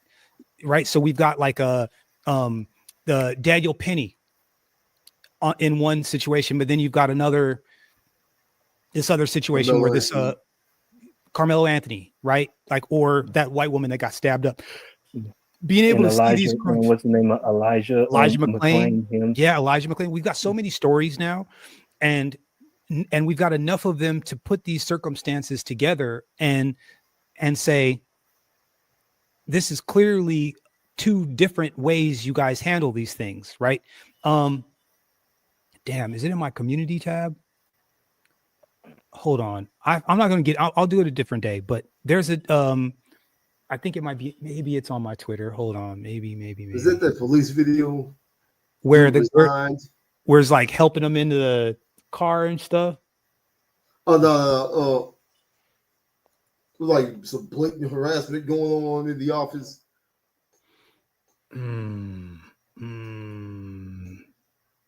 Dang. Okay. Nah.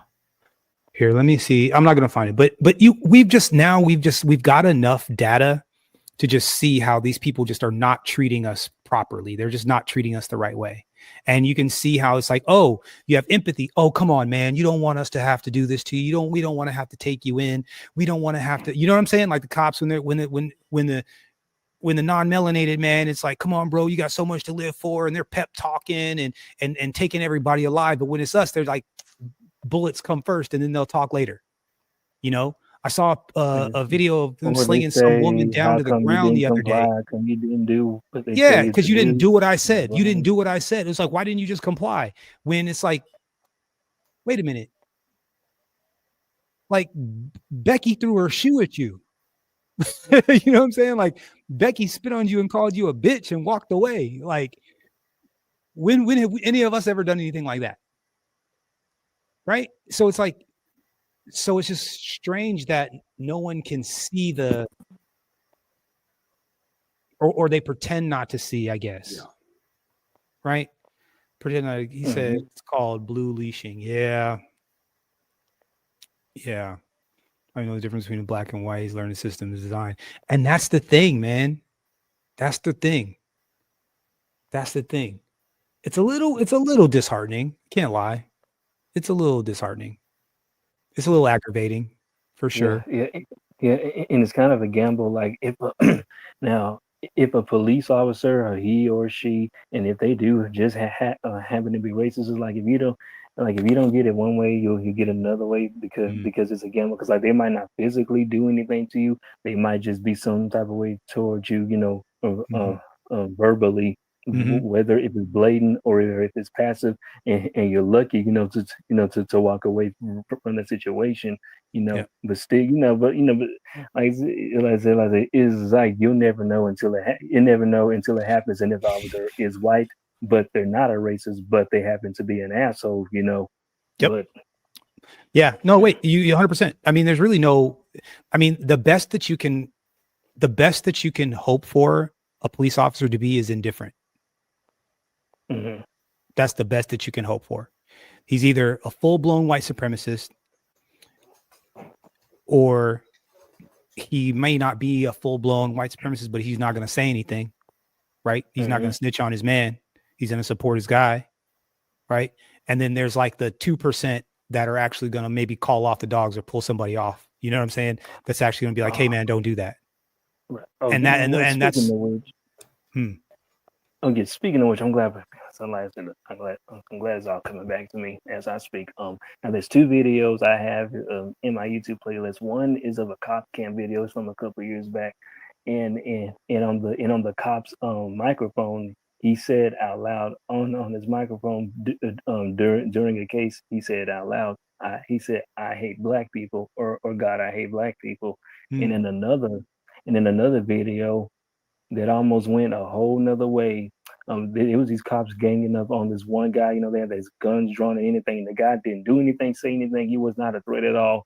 And after they got everything solved, situated, and when the cops had calmed down, it turns out he wasn't the guy they were looking for. They had the wrong guy.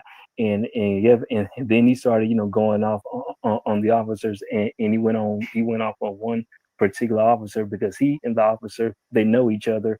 So when he called out his own name, I'm thinking, so him and one of the officers know each other. Now you can still see somebody from a distance in their car through their windshield and windows. And when the guy has stepped out, it's like, why in the hell did the cop not, call him off or say nothing? They're like, hey, y'all, well, wait a minute, calm down. I know this guy. Yeah, I know this guy. And all, but still he didn't. So then they went to, now when they tried to calm him down, it wasn't for the sake of calming him down. They were doing that to be condescending towards him. And I said, well, he has a right to do that because you could have, took his life, if not injured him, severely. Yeah. Bro, it just happened. Some dude got shot in the face just recently. The cop initiated the contact, sucker punched the dude. The dude squared up on him like, let's go. Cop pulls his weapon out. 2 to the chest, 1 to the head. Just happened a couple days ago. I mean, again, bro, and that's kind of what I was saying. And I'll end on this, man. Look, I'm not joking. I think by us removing ourselves from a lot of the politics that is happening right now, I think is a good thing, because people are realizing that, one, we're realizing our power. And I think that the others are realizing that we are powerful and they need to listen. But we can't deny how aggravated these people are. And what do they do when they get aggravated? They take that out on us. They start aggravating other people. Yeah, absolutely. Absolutely. And so, like, in places like Philadelphia and Chicago or whatever, like, it's not like we can separate ourselves. We're not segregated. We're not. What they did was they put all the immigrants in the same buildings with us, in the same neighborhoods with us. So when ICE comes in and Homeland Security comes in and the tanks roll in, and they're going for ICE, but we are convenient targets. You know, we're easy targets. We're convenient targets, and we're who they're used to doing this stuff to, right? And so that stuff falls underneath the radar already. Even more so now. I believe there's probably a bunch of us that have gotten injured or hurt in the last however many months that we'll never hear about because it's gotten lost in the noise. You see what I'm saying? And so if there is somebody that you care about, that rolls around without their license, that rolls around without their car insurance, I'm not joking, because that's how we get tripped up all the time. Like, the majority of the times, all my homeboys have gotten tripped up, it's because of, like, driving on a suspended license or something. The majority, if I had to say the majority of the times that me and or my homeboys, because they ain't the only ones, I've been tripped up a couple of times, it was because my paper wasn't right. And that ended up making it so that, because the second your paper is not right, that's when they have carte blanche to pretty much do whatever the hell they want to do to you, right? They could tow your car, they can arrest you, they could this or that, this or that, this or that, this or that. If your paper's square, you can slide that through the window and you can sit there quietly, and they have to just give you a ticket if you had some sort of a moving violation. You don't have to say a fucking word. You know what I'm saying? Because again, when we're out driving around is when we're our most vulnerable. When they can crap all over your civil liberties, all over your civil rights. Please, if you got somebody that you know that you care about, be like, yo, what's up with that thing? You know, have you gotten that handled yet? You know, you got a court case. Have you gotten that handled yet? You know, somebody that's not supposed to be around a felon. Yo, you're not supposed to be, you can't be around, dude. He's like gang affiliated. You can't be around him anymore. You know what I'm saying? Oh, hey, yo, there's a tool in the car. You can't get in the car. Hold on, let me get the tool out. Like, we got to start being smart, guys. We got to start being smart, because they're picking us off, man. And then I'm gonna bring it full circle, bringing that all the way back down to D'Angelo, bro, 51 years old. 51. Bro, I just had my 45th. 51. 51. And remember, and I don't know if y'all still remember, but also a bit early this year, Brian McKnight's son, I think one of his old, I don't know if that was his oldest or one of his oldest sons. He died at 32 years old from cancer. That's young, crazy, that bro. That's crazy, bro. Like, because again, these people have been poisoning us. These people have been poisoning us, y'all. They have been poisoning us. They have been poisoning us. So it's not just, by cop. They're hitting us with the cancer too. Like, why do we live 7 years less than white men? That's a lot. Like, that's a lot. Like, that's a lot. Like, that's enough to prove. What's that? I said, well, I beg to differ just a bit on that, because if you've been seeing what's been going on with them lately off the back-to-back crash outs, I think they're lowering their life expectancy. They're trying to come down, kind of come down to where we're at, right? I feel that. Yeah. And plus their birth rates, have dropped or is dropping more, and which means their population is going downward. So so I think they're knocking a few decades off their own life too. That's true. That's real. That's where I feel you on that one. Well, shoot, guys. I want to thank everybody for coming through. You know, I thought we were going to have ourselves a little. I thought we were going to have a troll come through, and I was going to, then get a little mini debate on. But he punked out. He punked out. That's okay. He punked out. Oh, and Alvin, also What's real up? quick, and about Crowder too. I forget how I'm about you now. Well, Crowder I'm going to do a whole show about him probably tomorrow or the next day. But go ahead. Okay, Because yeah, I want to okay. review that bullshit barbershop thing that he did. Okay, all right? You've seen it too. I've seen part one. The one he recently did was part two, and he did a teaser for his part three. Now, when he first went there, and when he went back again, now all these things that's been quote allegedly researched and both been studied, researched, and proven and put out about black people over who knows how much longer time. And he's still gonna take himself there to the hot spot of usual suspects and low IQs and high crime and white people being at a higher percent chance of getting off by a black person. But I was like, so therefore, why would you even go there? I was like, because everybody in the barbershop, they could have jumped you, not took his life, but anybody could have jumped him at any time. And in the video, there was two young white women there. I don't know if they were already there before he came, or if they came there, or they came in there after Crowder got there. And then there was that other white guy who I believe is part of his camera crew, maybe, I don't know. And so I was like, okay, so all that going on in what you believe at your core, negatively, and hatefully about Black Americans, you're still gonna go into such a place. And once again, but also it was a barbershop. He could have went to anywhere else, they have that type of talking kind of debate. But since he wanted the raw and the real, so I guess one of the best places, it was a black barbershop, because there you're gonna get the raw and real. It's same thing at a black owned hair salon. You're gonna get it up straight and up front. So it's still like in a way, he contradicted himself, as them folks love to do. It shows their IQ, but also in another way, he got what he was looking for. Of course. Well, I mean, you can't expect. Here's the thing: if you're not expecting, you can't tell me that you're expecting to have an intellectual conversation in the barbershop, right? And the barbershop is like, we're talking sports and hoes and basketball and football and chopping it up and hanging out with your homeboys. You're having a bad faith political conversation there. You know what I'm saying? Like, I don't even know why they even allowed him in there. Like, bro, how about we go and sit in a studio somewhere and have this conversation? How about you go get some black professors to sit down, some people that can actually debate you properly, not Joe Schmo from the corner. He doesn't know what the hell, he doesn't understand politics or what the hell's going on, right? Like, none of those people, and I'm not to diminish those men, whoever was in there. I only got a chance to see a sneak because all of them had handled him pretty well. Yeah, look, because he didn't sit down with no TARIQ NASHEED. He didn't sit down with him, right? He could have picked up the phone and gotten a hold of TARIQ NASHEED. TARIQ NASHEED is a big name.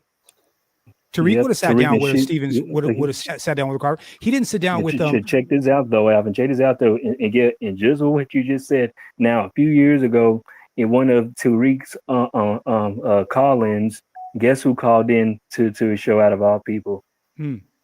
I take that back. No, because he's not a person. So I say creatures. Out of all creatures, guess who called into his show? Richard Spencer himself. The Richard Spencer. Yeah. Bro, look, these dudes know what they're doing, and they're going to places where they know that they're not going to bump into another intellectual, or not. I don't want to say another intellectual, to a intellectual who's going to hand them their ass in the debate.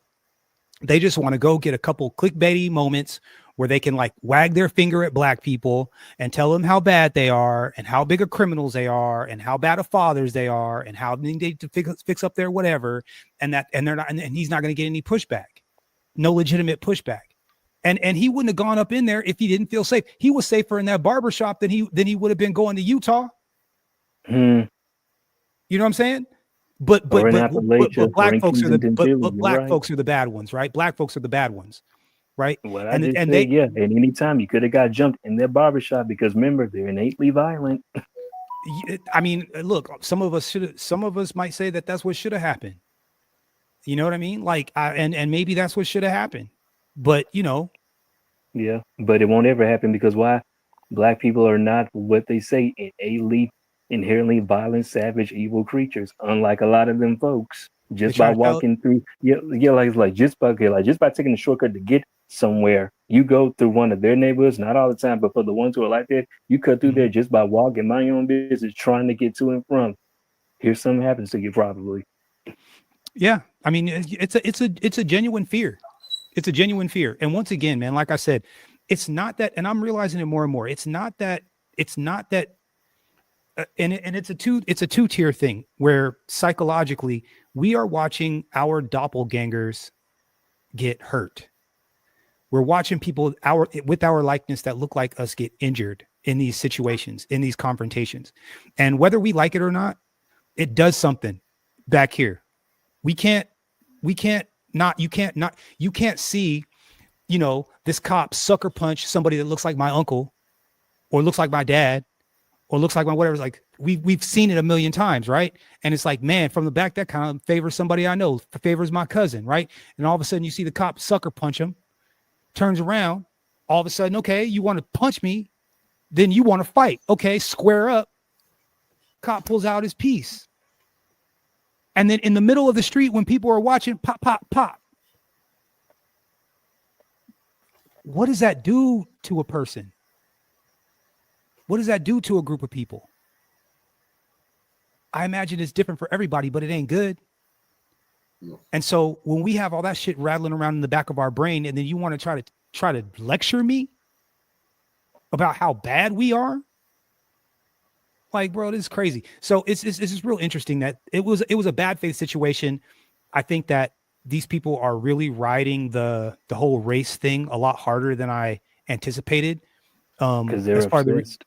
I mean, I guess so. More so than I even knew. I thought I knew. Yeah, the show through Crowder. It showed through Crowder. Showed through Kirk, and what's the other guy? I was just mentioning. They can't keep They can't keep black people out of their mouths. They cannot keep black people out of their mouths. They really can't. In fact, again, like I said, that's what Charlie Kirk was spewing right before he ate that bullet. You know, he was about to talk about, well, what about gang violence? Is that including gang? What? You know, tell me it wasn't the ancestors. I was like, well, does that include neo-Nazi gangs and everything? Because I said they need to be, like I said, for what's going on with them, like I said earlier, they need to be taking those same discussions and wagging finger talks to their own demographic. Because hey, they probably could have helped out old dude who drove his truck and through their church, committed arson and sprayed everybody. I mean, hey, just saying, I said, because they're having it pretty bad on their end right now. Just got saying. real quiet. That whole thing got real quiet in the news, didn't it? Ain't that something? Ain't that something? You know, we'll never news for like what, a few and a half or like 2.5 weeks, or maybe 1 week. I'm still looking at this arena chick, this Ukrainian woman who got stabbed up on the train. I still keep seeing pictures of her. We'll never forget. We'll never forget. We'll never forget. Black people are never going to forget that either. Because I asked the question on one. No, it wasn't on the panel, but it was down in the chat I was typing. And now my question is, now would people have the same energy if a white woman, if a white man had did that to a black woman, a white woman had did it to a white man, vice versa, you know, so change up the colors and the genders, or if a white woman had did it to another white woman, Asian woman did it to a white man, you know, blah, blah, blah, they would have hid the video. They would have hid the video. You would have never heard it on the news. There might have gotten 1 or 2 headlines. They would have told the story without any pictures. You wouldn't have seen who the victim was. You wouldn't have known anything. You just would have known something happened, and they would have kept it pushing. That's what would have happened, because that's what they always do. It's only us. It's only us where they showed the whole crime in 4K. It's only us. Right. It's only us. It's only us that they get right away. Everybody else. Yeah, everybody else gets away. They end up having to run these people down and catch them 2 or 3 days later at their house, and they have to turn themselves in, and they come with the attorney, or they get brought into custody without any incident or whatever. We get popped on the scene. So nah, man. I like I said, I think that there's enough information now for us to really be able to point out the double standards. And I think that TARIQ Nasheed going to TikTok, and this is to bring a circle, and we'll finish on this. It's good because he's giving us and giving the masses examples of how to deal with some of these bad faith arguments. I think a lot of us get tripped up in some of these bad faith arguments, and we don't necessarily understand like what's really happening, because we can't believe that these Africans or these people that allegedly look like us will talk down and talk bad about us the way that they do. And so I like it because TARIQ is given people that aren't in these spaces, that don't hear this stuff all the time, that aren't quite picking up on the little intricacies of some of these arguments. He's firing back, and he's giving these people their own medicine, which I really appreciate. I want to thank Braxton. Thank you so much, bro, for coming through and hanging out with me. Broken Blade, brother, I appreciate you so much. I'm sorry I'm getting up out of here. Again, Solo Dolo, salute to you, bro. Cody Marshall, what's up? Salute. Let's see, who else is up in here? Of course, Hootsie, my brother, and everybody else. I think Jacques came through here for a split second, and who else? That's it, man. I just want to thank all of you guys for coming through, hanging out. Really, truly appreciate you. Also, stay tuned. If you guys aren't following my Project 8020 page, I'm live streaming my boxing classes on there. Periodically, I'm going to be probably doing I'll probably do 4 classes a day. It'll be the same class on repeat 4 times a day, at least. So, if you've never boxed before, if you want to quietly be able to just kind of touch the bag on your own time and quiet and whatever, I'm giving limited instruction. It's just basically, here are the punches. Here's the clock. You can put it on. You can put it on mute and just put it up to where you can see the clock, and you have some instructions, and it'll just be another a class that you can take instruction for free that I'm not charging. I'm just live streaming it. You just have to catch it live. I'm not even putting it behind a paywall on my website yet. I'm just streaming it live until I refine it and get it to look and feel the way I want it to look. So free classes, they've already started, but I'll probably be doing a fresh one every day moving forward after tomorrow. So anyways, thank all of you guys for coming through. Really, truly appreciate you. We out. Peace.